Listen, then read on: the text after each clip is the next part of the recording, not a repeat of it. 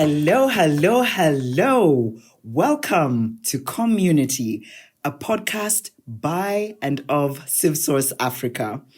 This is season 12, and in season 12, we are telling the stories of generous movers. What do we mean by generous movers? These are people that are lending the gift of mobility to good causes, whether it's cycling, hiking, running, swimming, jogging.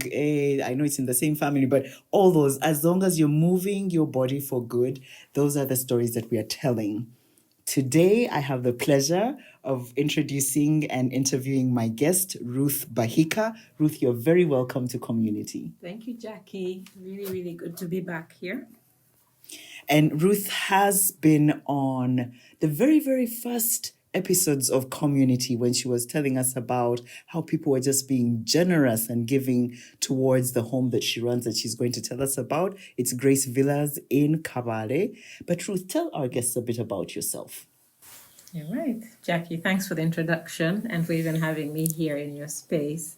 The last time I was here, it was my first podcast. It actually was. And I remember I told a story of how I first got all cute, forgetting that that it was voice and not... No one would see my face. I know. Yeah. No, but we are going to take a picture after this. So, yeah, I know, right? I know. It's fine. No, go ahead. So, who is Ruth? Tell us a bit about yourself. Mm-hmm. I'm Ruth, like Jackie said, Kendeje, that's my middle name, and Ndyabahika, which is my family name. I'm a Muchega lady who currently lives in Kabale, in the beautiful hills of Kabale, running a safe space for girls called Grace Villa. I'm a child psychologist by profession, and I have to say this, I'm a double clergy daughter. I know, right? One of the very few. One of the very few. And it's something that I think has defined the kind of person that I am today. So, yeah, and I have, I need to mention my siblings, my baby sister Rachel, and my big brother Apollo. Yes. And we did grow up together long ago. Did. We shall not reveal our age. I know we have history or history, but in Namirembe, and your mom also served in St. Francis, where my dad was serving. So yeah, we were grown by prelates in this country. So Ruth, tell us a bit about Grace Villa. What is that? How was it born in your heart? So I've always veered towards children. I love kids. I love children. So somehow, I won't go into the story of how my journey to child psychology, but I was working with children in Boston, Massachusetts, which is where I went to college. And it's a story, and I've said it here before, but I'm going to say it again because it's important, I think, to tell the journey so that you know the end. So, like I mentioned, I was in Boston, Massachusetts, where I went to school and then worked for a while. And while there, I chanced upon the story of the invisible children. Those who are listening, if you've heard about what happened, the atrocities that happened to the people in northern Uganda by Joseph Kony. And the people who suffered most were children, because his strongest weapon was little boys and girls who he would abduct from their homes. And so because it was unsafe to sleep at home at night, every evening you'd see throngs and throngs of children walking to busy spaces. Yes, they were actually called the night commuters. Yes, that became their name, the night commuters. And so some American kids, were just hanging out and chanced upon the story when they were doing a documentary. And so that documentary is called The Invisible Children. So I watched that one evening. We had a movie night at home, and some friends brought it, some American friends, and we watched it, and it was tough. It was really tough for anybody to watch. But now imagine me, who has a particular interest in children. So at the end of the movie, everybody turns to us, the Ugandans, and they have all these questions. And we honestly didn't have answers. We had some answers because we had here and there read some clips in the newspaper. But I think if you lived in those days, you know that it was not a highlighted story. And yet here was a generation growing up in our own country that had never known peace. And they were, I think, the only place in the world that had refugees in their own country. You're a refugee within your country, living in a internally displacement displaced. camp. So long story short, I got involved with that and started going to northern Uganda, working. I think at that point it was the rehabilitation phase because Kony had been chased out. And it was very, very tough, but I wanted to be there. I felt that this is where I was meant to be. And I would leave and go back to the States, and 3/4 of my heart would be back at home. And I slowly realized that my journey in the States had ended. And if I kept there, then it was not, I was not even being a good psychologist anymore to my clients because my heart was in Uganda. So I decided to move, but not in a haphazard way of saying bye-bye America. It took me 2 years of planning. Why did I want to move? I've always been a very independent girl. I've never been broke because I've always worked. Right through high school, I was working. So I didn't want to go to Uganda and become a dependent. And I didn't want to go to Uganda and become one of those people who come and think they're saviors because they've lived abroad. And a good thing that I discovered is that, which most people listening know, is that there are fantastic policies in place, fantastic, like if you want to do what I'm doing, which is start a home for children, there are steps to follow. There are people who are experts on the subject. There are great resources. So I used these great resources and came up with a model that is here today. So I chose Kabale because it's where my parents are from, and that's the local language that I speak, Ruchiga. And if anyone is a Muchiga listening, I'm Musiji, Wachihi. And in the kind of thing that I was going to do, I needed to be able to relate on a certain level with the children I was going to help. And if I didn't speak the language, there would be a certain divide. And then also trust. Even back then, people were already distrustful of foreigners. They were already worried about, things that foreigners bring. They weren't sure, are you taking my kid to America? Are you, our relatives. And so it was, the trust issue as well.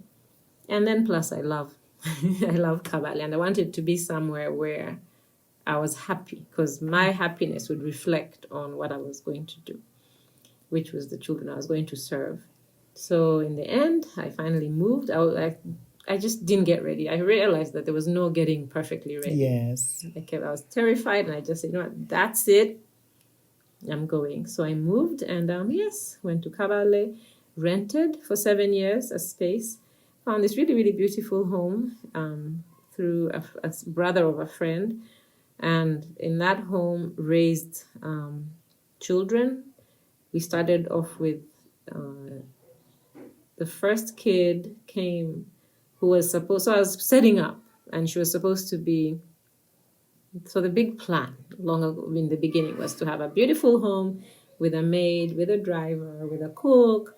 All the kids would go to a private school, would all have these cute uniforms. And it was this lovely, lovely vision that I had, which I had written in my book. And this is what we're going to do. So I was now at that process of hiring the cook and all the support staff. And the first person who came turned out to be a young child who looked old. She looked like she was 20, but she was actually supposed to be like senior one. And got to know her story, and her story was exactly why I had come to Kabale. She had a single mom who was bipolar.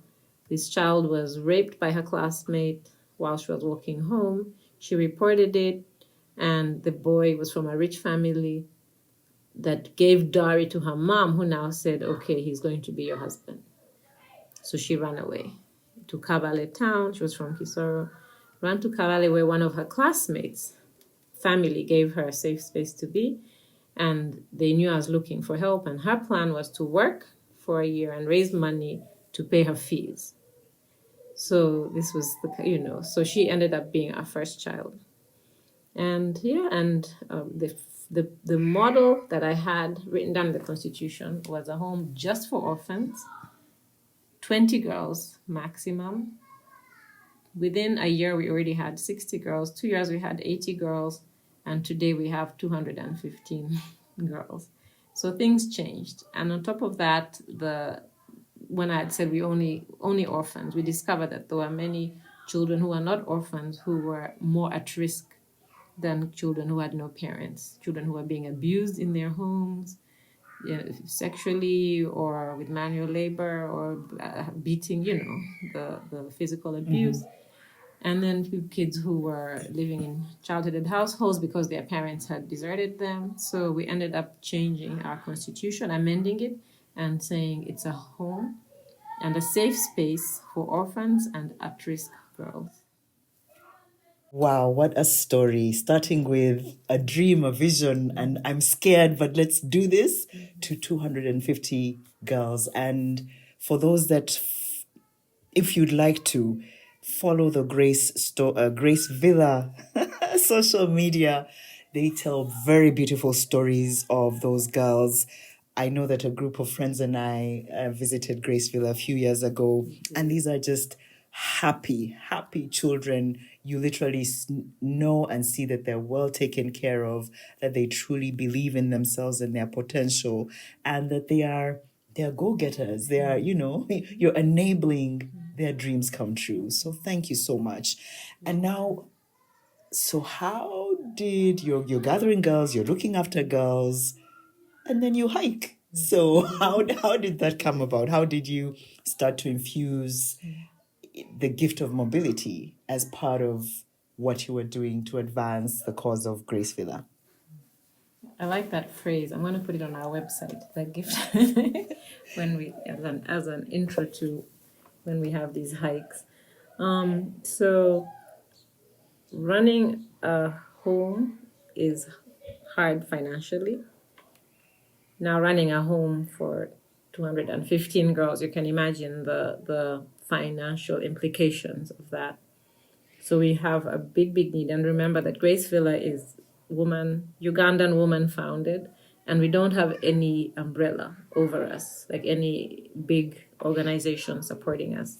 So it was sort of on purpose in the beginning, but now we're looking for funders. But in the beginning, I wanted it to be no doubt that it's Ugandan and no doubt that it's a woman. And also I wanted the girls to grow up not having that mentality of who's going to support me, but instead, how do we come up with our funds? So, and I think the word they use is sustainability or income generation, that phrase. Self-sustaining. Yes. Yeah. So we made sure, we were very intentional about that. One thing that we do is bake. We also tailor. We make some beautiful stuff. The girls make really lovely stuff. And so we want people to and buy by that you mean stuff is very like broad. Actually, clothes. I think you've even done a what do they call it when they show clothes? The word has gone. Fashion show. Yes, we have. You just wanted me to say it. No, it had gone. English. By the time English comes from Buganda to Kabale, you people where I'm also from, it has traveled miles. So some words fall off the wayside. So fashion show had swamps and stuff. That bridge which collapsed. Yes, your girls actually have done fashion shows of their clothes. Amazing clothes. I'm very proud of them. And we don't want people to buy our things because they're made by orphans, but want people to buy the things and say, these are beautiful, and then find out there's a story behind it. Yes. So we really push excellence in everything. Yes. Even in baking, we bake now. This was something that was... And you did not bring me baked goodies. I know. I'm trying to avoid them because I would eat half. I know, right? Along the way. But they're very good. They're very good. I remember we brought lots of cookies when we came. And everything that we do, you did buy. You left us with our finances were very good. You were very good guests. You were good customers. So everything that we do, I need to mention this because your program is about generosity. Everything that we do is taught by someone who comes home and says, I have a skill, can I pass this on to the girls? So for instance, baking was a lady from right here called Priscilla Mugera, if you've heard of Sila's Oven, who came. Wow. she had had a tough time. Her sister had passed away, and she wanted to get away, but not just get away, but do something that was meaningful. So she came to Grace Villa and spent some time with us and taught us how to bake, and comes back. That's like the key thing now. She keeps coming back, and the girls keep growing and growing. So those cookies were taught by her. So we now even bake for weddings, and that brings in good money. The clothes pay for about 30% of our finances are things that we make in the tailoring program. So we make clothes and household goods. And then we also do dance, which is motion. Yes, yes, I know, right? Yes. So that was also someone at a hotel there called White Horse Inn who said, we always pay professionals to come. Your girls dance, right? I'm like, yes, we do. And she said, can you come and dance next Sunday? And we'll pay you, I think it was $350,000 to dance. Now remember, we had only danced at home. For guests, Twala, Kunda, Twala, those things. Yes. But now it was. We should sing at the end now that you've said. We shall do this. Yes. So, but we weren't actually good for pay, like for a hotel. Yes. And I didn't want to embarrass. I remember excellence. I didn't want us to go and just be cute, So we ended up hiring somebody who came and taught them, and just right now we're, I think, the top dance group in Kabale. Wow. So yes, I'm very proud of the girls. They love to dance, and they're quick learners. And people in Kabale have been very, very generous. First, they were inviting us because they knew it was Grace Villa, but the girls are actually really good at dance now. We do traditional dance, we do modern dance. They write their own poetry, like live poetry, and really, really cool stuff. So we get invited to perform at weddings. So these are fantastic income generators for the girls. I mean, for our home, yes, for the girls. But also, the girls are learning how to be on stage. They're poised, they are confident, and they love it. Yeah. And it shows when they're on stage. That's also another plus. So another thing that we now decided to do, and this stemmed out of me, I love home. I love, who doesn't? Uganda is beautiful. And when I moved back, some of my close friends are into tourism or just into traveling. So I got to go to different parts of Uganda that I really fell in love with. And when we're thinking of fundraising, I remember saying, how can I blend the beauty of Uganda with fundraising? And we came up with, instead of doing a charity walk, we do a charity climb. So the first thing we did was climb Muhavura for Grace Villa. It was a very long hashtag. Like, since then I've learned that hashtags are supposed to be short. Cannot be a Ruchiga sentence. Ruth! Yes. But that was the entire thing. Hashtag climb Muhavura for Grace Villa. Yeah. Anyway, so we didn't know how it would do. Would it be a success? We didn't know. We just decided to have fun with it. And I had climbed the previous year. So, and I had succeeded. I had peaked. So here I was now, the expert from peaking once. Anyway, so we put it all over social media and just made a lot of noise. And in the end, we had 40-something people who I didn't even know. Wow. Like, I only knew, I think, 8 out of the 40 people. And we parked at one of the malls, I don't remember which one, with a bus, and people climbed in who had paid to come to Kabale to climb the mountain. It was just amazing. Yeah. And we climbed, and this time I didn't make it to the top. No, it's a hard one. I've done it once, picked once, and then I went again with Raising Teenagers, Hope Nankunda and her team, and I just got to the first hut, and I couldn't. Yeah, I was like, what did I drink the first time round? And all the guys who help, the guys who help you with the backpack, the guys. like, oh, she's an expert, I know, right? But this expert. I know. Anyway, but also again, because I was the planner, so we didn't sleep the night before and all that. And in fact, we had, anyway, let me look into that. So it was great. It raised money for the home, but it was fantastic. It created a community called the Grace Villa Family, which we had created a WhatsApp group just for the climb.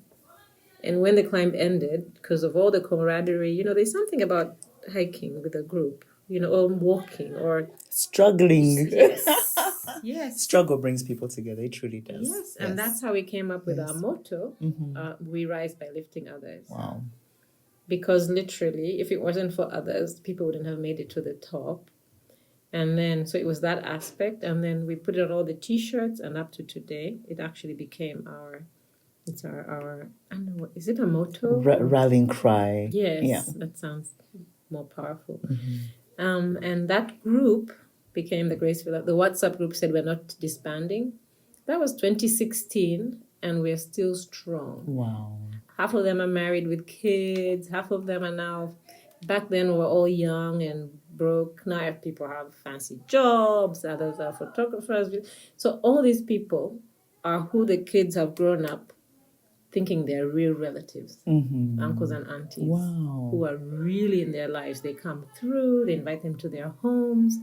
So it's just amazing. Anyway, so we now say let's make this annual. The next year, we did Kidepo for Grace Villa, a shorter hashtag. It was really beautiful. And then we climbed Mount Morongole. Apparently, Moro means mountain. So it's supposed to just say Morongole, not mountain. And then we took stuff for the EEC. We met with the MP and asked what they need. So everybody brought stuff from the list that they gave us. So that was really, really special. And then the next year we did Bwindi for Grace Villa, which honestly, it was hiking through Bwindi Forest. It was slashing through Bwindi Forest. And that experience was rougher than all the other mountains we had climbed. Yes. But it was the most rewarding. We loved it. And then we also got to see gorillas and everything. Anyway, so that was our first mobility, thing that we did as Grace Villa. And I think what I liked about it was there was an element of us actually giving back to the communities. It got to show, places that you would not normally go, of parts of Uganda, which is just a tapestry of just beautiful spaces that are completely different from each other. And then also bringing camaraderie that it creates. And then it makes you an addict. Like you want, what's the next thing? And then, best of all for us, it brings in finance, which helps us pay the girls' fees, feed the kids when they're still, everything that goes into looking after these children. And then we turned 10. I should have actually started this whole podcast by saying, Jackie, we're just so thankful that we are actually 10 years old as an organization. That's a milestone, a beautiful milestone. Thank you. Yeah. Yeah, and so we decided it's huge. We're not going to just celebrate it in a little way with a cake only. We decided to do a whole series of events around this Grace Villa time. So the thing was 10 years of miracles and love. That was our theme for the anniversary. So one of the things we did was a run, the Grace Villa Kabale run. So I've never organized a run before, and it's not like a mountain climb. It's very different, and what's different about it? I mean, for people who don't know what goes behind the scenes in organizing a run. Well, first of all, you need people who run because you would think you can't have a run and have me, who is like trotting here and then waving, and you need otherwise. Or people who send the money, like, no, this is the contribution. Yeah, exactly. So you actually send us the Zoom link, which we have, which is great. But no, you need people. So how are you going to bring people to run? To put time aside on a weekend, and I couldn't do it on a Sunday because I'm a double PK, so it was on a Saturday, when people are supposed to be also working, right? Yeah, some people do work on Saturday, yes. So that was scary. And I said, what did I do? But anyway, then also there are all these these technical things. It's not a real run if the distance is not exactly this. because people will come, because people come and want to clock that they actually did what they're saying they came to do. So if someone travels from Kampala who is a real runner and gets there and it's under by 2 minutes, it's bad. It's actually bad. Yeah. So I mapped in my cute way, but I was told that's not mapping. You need to bring an expert to Doing map. a route map, yeah? Yes. Wow. So we mapped for like an entire week and then again went back, Oh, wow. because we had 3 routes. We had a 5K, 10K, and a 21, which went along Lake Oh, Kenya. Very, very beautiful. nice. Scenic, yeah? Very, Oh, very wow. scenic. That's nice. So, and many other things. How much are you going to charge? People have this medal. Like, what kind of run did you want it to be? So in the end, we said, this is our first run. Let's not overdo it. Let's just be us. We wanted this big finish sign. That thing people run under and everything. We ended up getting plyboard, painting it, and wrote finish. Wrote start, wrote finish. It even fell down at some point. The wind, anyway. But it was nice. And it was accurate. It was an accurate spot. Yes. And then we didn't get a sponsor, which was very odd. Like, we didn't get a sponsor. And then at the end, ABSA heard about what we were doing and sponsored us. Ish. So we're grateful. The ABSA in ABSA. Kabale or the headquarters? The headquarters. Okay. Yeah. So we were thrilled, and we know that next year, when we do it again, not if people have to, because it ended up being a success. It pulled in, I think, what was the count? Over 200 people. And for a first run, that's great. Like over 200 registered runners. Yes. And people came from all over the world. Yeah.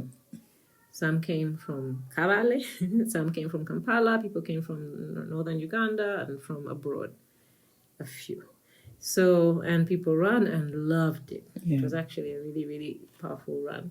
I remember I couldn't come. I had intended to come, but You were coming. I dedicated my 10K that I did that day to Grace Villa. So I did it in Kampala. So I guess there are also some of those that are not able to, but were locked into, giving, being generous movers on behalf of Grace Villa, that also were part of the effort. That was very special. And we kept announcing it, that people all over the world are actually a part of this. And Jackie was one of them. I remember that it was heartwarming when you wrote to me and said you were going to do that. So before the run, because we wanted, it's a fundraiser, first and foremost.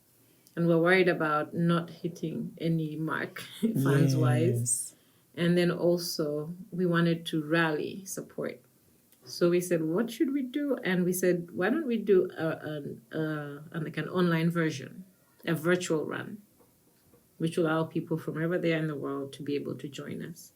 So we said, let's not just do it on the day, but do it 40 days prior. So that the countdown, the 40th day is the day of the run. So we said a minimum of 5 kilometers a day. It was actually supposed to be 5 kilometers a day. But so we all counted down. We formed again a WhatsApp group. I now like WhatsApp groups. So it was called 40 Days for Grace Villa, and also did a whole online page just for it, a fundraising page, and where people could put their comments and stuff. And it became a thing. It started building up. Robert Kabushenga invited me to his Twitter space, and he mentioned it, and you know what that does. So now his group, who are runners, ended up joining the virtual run, and the team Matoke and it just someone was in South Africa, and he actually mentioned us, and people got into it, and even myself. Let me mention this because I'm not good at committing to doing something like something physical. I get into stuff and then get busy and just drop off. That's why I'm very proud of you, Jackie. We talked about you last week. I mean, you did the entire year without skipping a day. Wow. So that time, we didn't skip a day. I didn't. I mean, even if you can imagine how busy I was planning this big 10th anniversary. But because of that whole camaraderie that was on that WhatsApp group, if you were late, people were like, "Where are you?" And the group grew. I think we have over like 100 and something people in the group, on the WhatsApp group. And then other people. And then we fundraised and actually raised over $8,000 just from the virtual run. And it was great. So I think it was one of the highlights of our 10-year anniversary. Yeah. Wow. No, that's amazing. And like we said in the beginning, this season is dedicated to celebrating and telling stories of using the gift of mobility for generosity.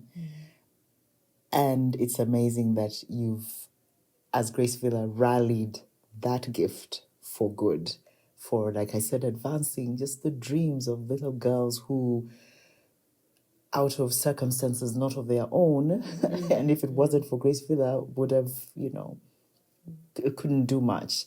And it's amazing because sometimes, often the assumption is that Africans only give to those who they know. But you're telling us in this Grace Villa story, they don't know the kids. Some don't even know you. Like, it's just, there's a good cause. Let's lend our gift of mobility. And that, for me, I think is truly amazing. So as we wind down, I don't know if there's any anecdote, any story, whether from the 10-year or from the previous hikes, anything that sticks out and which just locks into your heart and purpose. And like, I'm glad we do this. I'm glad we move our bodies for good. Well, first of all, we are healthier. Yes. Which I actually felt it. Yes. I moved differently after that. And our hearts were really, it was a very heartwarming. I'm still on a high from that period. I think the first hike, the climb Muhavura for Grace Villa, I did a whole thing with the girls where I said, whoever commits to exercising every morning without skipping until the day of the climb, whoever actually does it will come for the climb. And they all laughed and said, yeah, we'll all climb. But that was, I think, 2 months before the climb. The day of the climb, we only had 4 girls out of the entire house. Yes. So I took them with me to Kisoro, and they did everything, even staying in the fancy hotel and all that, eating the 3-course meals, which they'll never forget. Yeah. And we climbed the mountain, and one of them is a girl named Joy. And I remember at the beginning, at the foot, everyone was racing. And I said, guys, don't run. It's a mountain, So you were telling people to slow down, not to... It's not a race. I know, it's not a race up the mountain. Oh my goodness. And we had more of a Muhavura. Of all mountains to start racing up. So one of them was our coach, the gentleman who was coaching the girls in football, because we play football. We are mobile in football as well. So halfway up, we meet football coach lying down on the ground because he couldn't move. Passed out, eh? He was passed out, and I actually passed him out. That was funny. So now Joy, who was I think she was how old was Joy? She was 11. Yes, she was 11. She went up so fast that she peaked before any of us. Oh my goodness. And gets to the top of the mountain and is, picking flowers and just not even exhausted, not like us. Yes. So the CEO of NSSF was in a separate climb. And he gets to the top and finds this girl just chilling. And he said to me later that he looked around and said, is there like a local community that lives at the top of that Muhavura? Because there's this child here.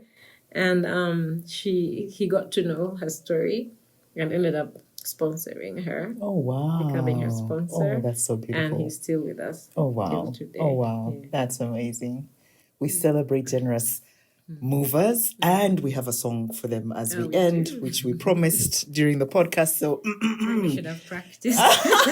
it's all right. You see, we are from right now. Assume we are from the village. They don't practice We don't. on cue. You see visitors and you get into it.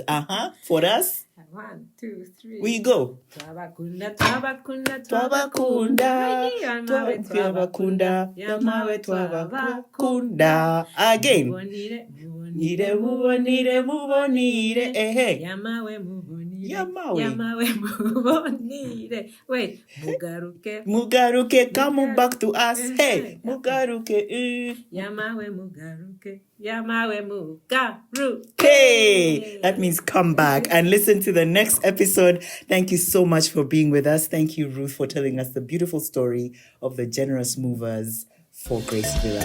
God bless you.